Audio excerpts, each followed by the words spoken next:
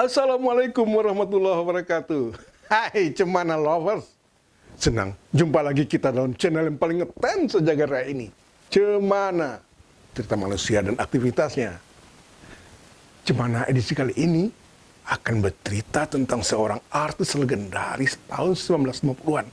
Artis yang membuat industri perfilman kita bergairah. Siapa lagi kalau bukan Titin Sumarni? Bagaimana sebetulnya nasibnya? Apa yang terjadi terhadap dirinya? Cerita ini berdasarkan artikel bersambung saya di majalah Sarinah pada bulan November tahun 1983 silam. Ingin tahu? Ikuti dulu pesan berikut ini. Dan jangan lupa subscribe, share, like, dan komen.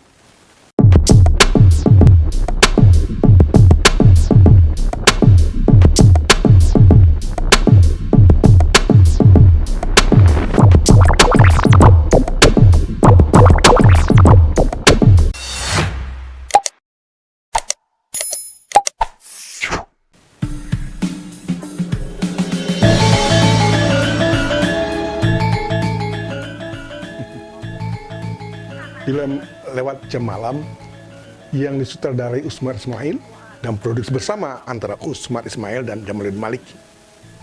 Film ini dibintangi oleh Dahlia, Ain Alkaf, Niti Herawati, Titin Sumarni, dan beberapa bintang lainnya, termasuk suami Titin sendiri, Mustari.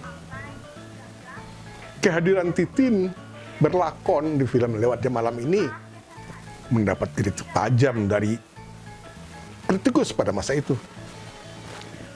Mereka menyesalkan sutradara besar seperti Usmar Ismail mengajak Titin bermain dalam film besar seperti ini, Lewat Jam Malam. Karena menurut mereka, akting Titin di film itu biasa-biasa saja. Tidak menonjol, tidak mendukung film secara keseluruhan. Titin bermain terlalu sederhana, tidak seperti pelakon lain di film itu.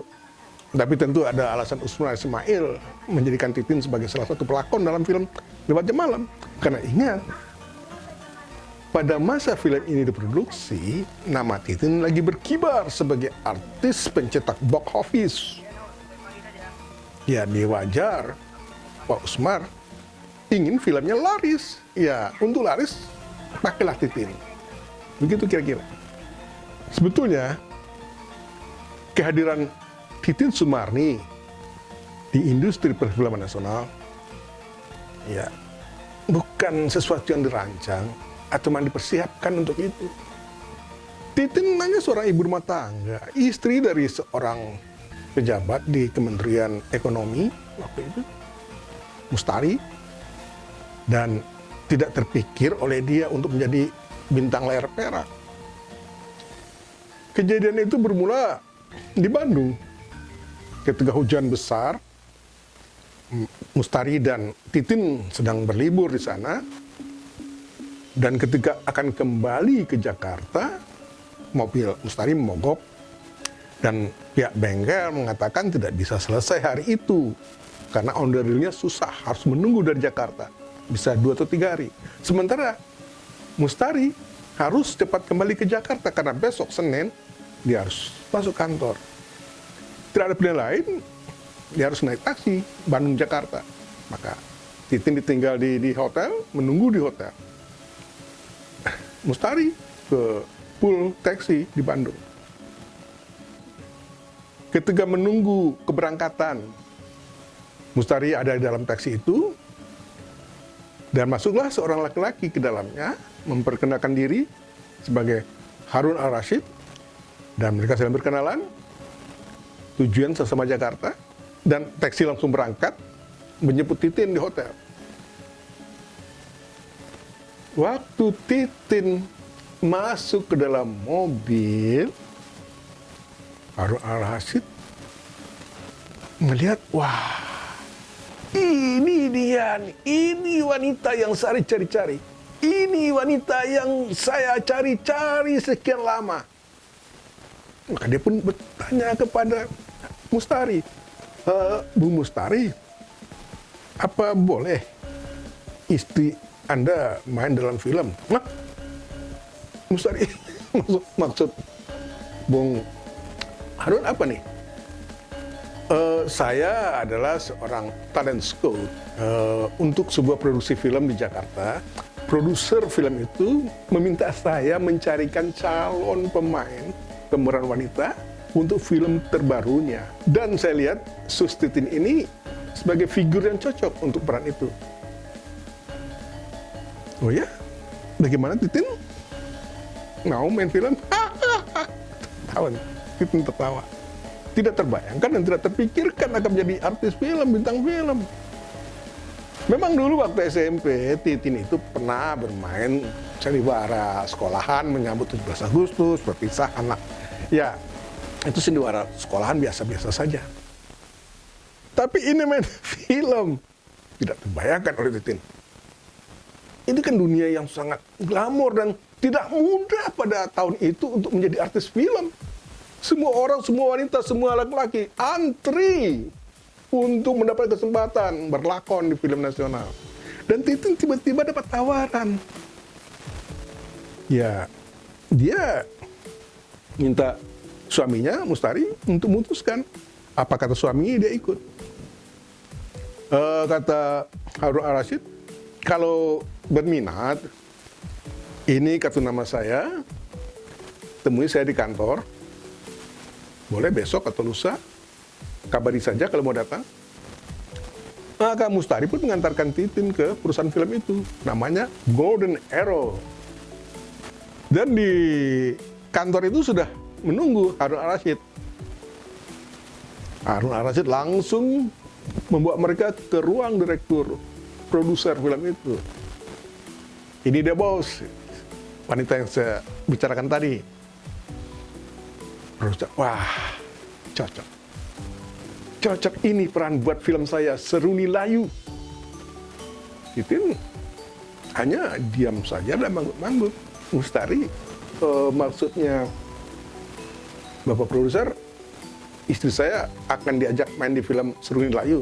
Oh iya, figurnya cocok dengan tokoh yang akan diperankan oleh Sus Titin. Oh, silakan. Kalau Bang mau berminat untuk menjadikan istri saya pemain di film Bapak, kata Mustari.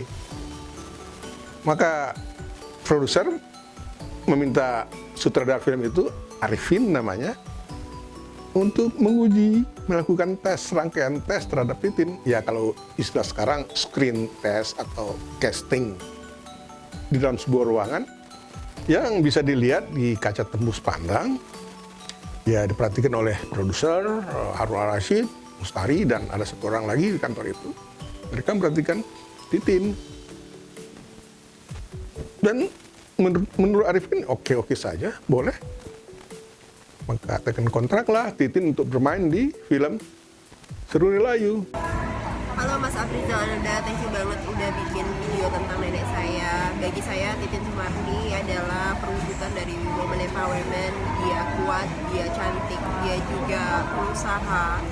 Banyak mungkin orang yang nggak tahu kisah sebenarnya tentang dia karena banyak banget berita-berita yang kurang akurat beredar di luar sana. Saya pribadi, setiap kali saya down, saya melihat sosok dia, saya membaca, lalu kembali lagi saya semangat bangkit lagi. Karena memang ketika berada di atas pastinya terpaan dan cobaan akan semakin banyak, fitnah juga akan semakin banyak.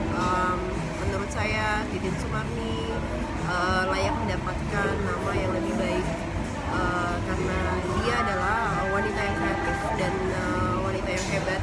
Terlepas dari segala kekurangannya, mohon dimaafkan, tapi bagi saya dia adalah sosok yang menginspirasi. Semoga suatu saat saya bisa sekuat dia dan juga maybe one day aku juga bisa membuat impact yang bagus di Indonesia seperti di dunia. Terima kasih banyak. Setelah film selesai syuting, tidak ada lagi komunikasi Golden Arrow dengan Titin atau dengan Mustari. Mustari menunggu panggilan untuk judul berikutnya, menunggu tapi tidak juga. Setelah sekian bulan, Mustari memutuskan kontrak Titin dengan Golden Arrow itu batal. Ya, Golden Arrow pasrah. Ketika film Seruni Layu ini diputar di bioskop, Titin dan Mustari ikut menonton. Dan sama sekali tidak ada perhatian penonton terhadap Titin. Tapi ada satu orang yang memperhatikan. Laki-laki ini seperti mempunyai indera kesekian. Dia melihat Titin ini bebek bertelur emas di perfilman. Ya, dia datangi Mustari dan Titin, mengajaknya untuk bergabung dalam perusahaan dia. Ya, Mustari dan Titin menerima. Dan perusahaan itu adalah Kino Drama Atelier. Dan yang menjadi direktur, produser, sutradara film itu adalah Dr. Huyung. Orang Korea, Hoyong, tapi panggil Dr. Huyung biasanya. Dan menyerahkan senario pada Titin, gadis olahraga. Titin akan bermain di situ bersama aktor idola masyarakat pada masa itu. S. Bono, laki-laki yang ganteng, putih, gagah. Begitu film diputer, box office. Penonton berjubel antri. Itu tukang catut, calo-calo tiket, bertebaran menjual tiket dengan harga mahal. Tapi orang tidak peduli, penonton tidak peduli. Beli, pokoknya bisa nonton Titin di situ. Nama Titin langsung berkibar pada film itu. Golden Arrow yang menemukan Titin. Kino Drama Atelier yang memanen hasilnya. Ya, begitulah yang saya dapatkan cerita dari narasumber saya dalam menulis cerita ini, artikel bersambung itu, seperti Sumanjaya, Jayakusuma atau D. Jayakusuma, Sumarjono, Dahlia, Neti Herawati dan suaminya Darussalam, Min Sondah, kemudian putranya, Tommy Sumarni, serta suaminya sendiri, Mustari.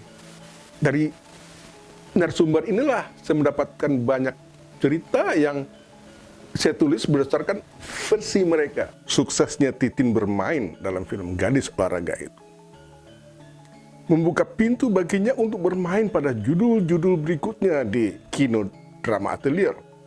Ada sekitar 6 judul yang dimainkan. Banyak artis yang tersingkir karena keberhasilannya merebut penonton.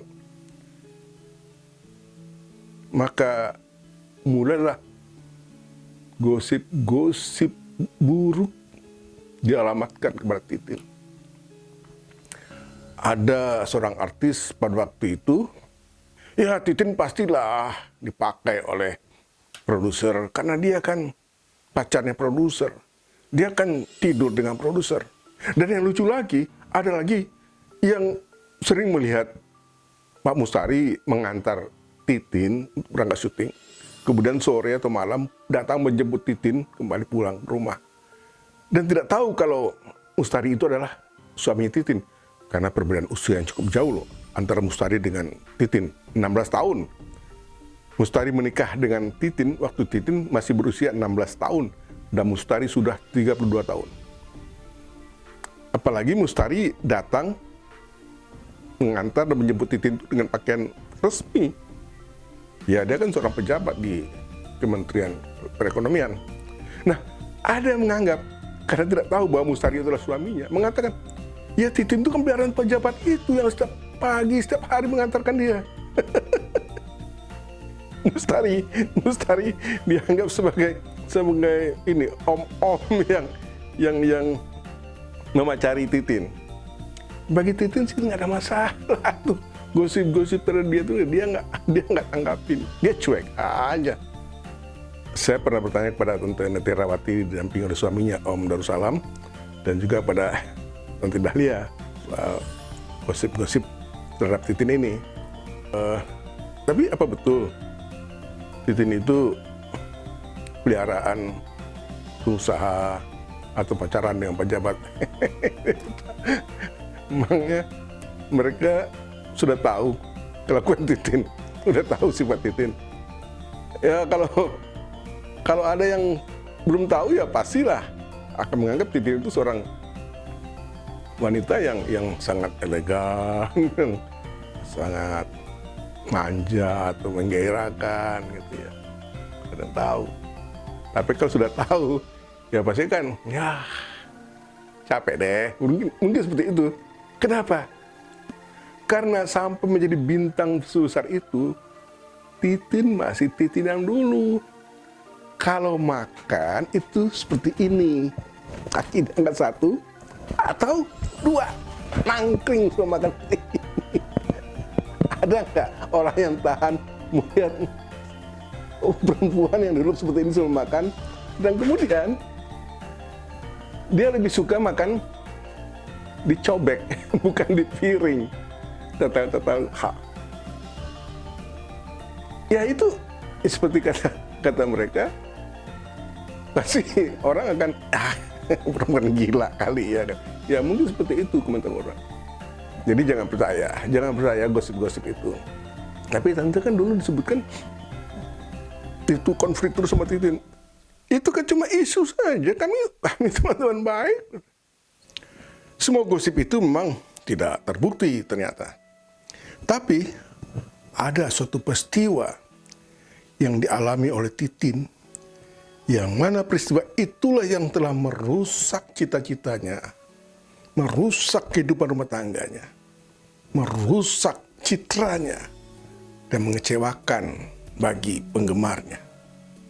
Titin, dia ditemani oleh Jaya Kusuma, Pak Sumarjono, dan ada satu orang lagi. Mereka ngobrol-ngobrol, kemudian Titin membicarakan masalah bisnis, proyek selanjutnya dengan orang tersebut. Dia masuk kamar.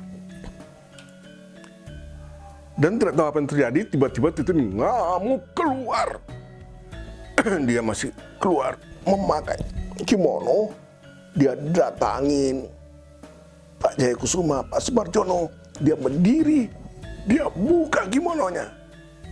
Pak Jaya, Mas Jono juga ingin meniduri saya. Ayo sekarang, mumpung saya lagi mau. Dia sangat marah. Dengan keadaan telanjang. Pak Sumarjono berdiri, menutup kembali kimono ke badan Titin. Sabar Jong, sabar, kata Pak Sumarjono. Titin merasa dirinya ternoda oleh seseorang.